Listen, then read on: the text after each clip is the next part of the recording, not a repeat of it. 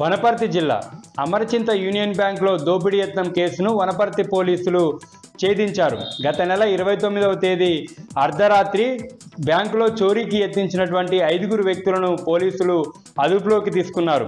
పసుల అంకిత, రాచాల జగదీశ్వర్ రెడ్డి, రాచాల భాస్కర్ రెడ్డి, మందా నాగరాజు, కడారి గణేష్లను పోలీసులు అరెస్ట్ చేశారు.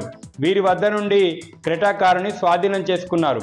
పశువుల అంకిత అనే నిందితురాలు గతంలో కూడా ఉద్యోగాల పేరుతో పలువురిని మోసం చేసింది. అప్పులు తీర్చడానికి తన భర్త జగదీశ్వర్ రెడ్డితో కలిసి బ్యాంకు దొంగతనానికి స్కెచ్ వేసింది. వనపర్తి జిల్లా ముద్ర, ధని లోన్ యాప్ల ద్వారా 2 కోట్లు కాజేసిన సైబర్ నేరగాళ్లను వనపర్తి పోలీసులు పట్టుకున్నారు.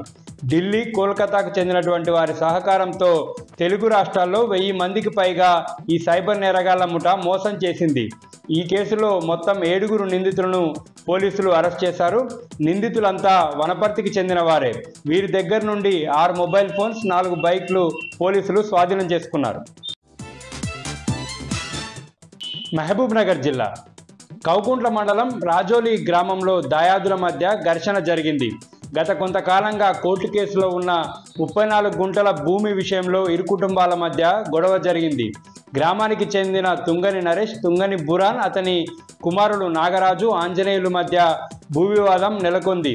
తుంగని నరేష్, అతని భార్య అరుణలను దాయాదులు చితకబాదారు. వారిని చికిత్స నిమిత్తం మహబూబ్ నగర్ ప్రభుత్వ ఆసుపత్రికి తరలించారు.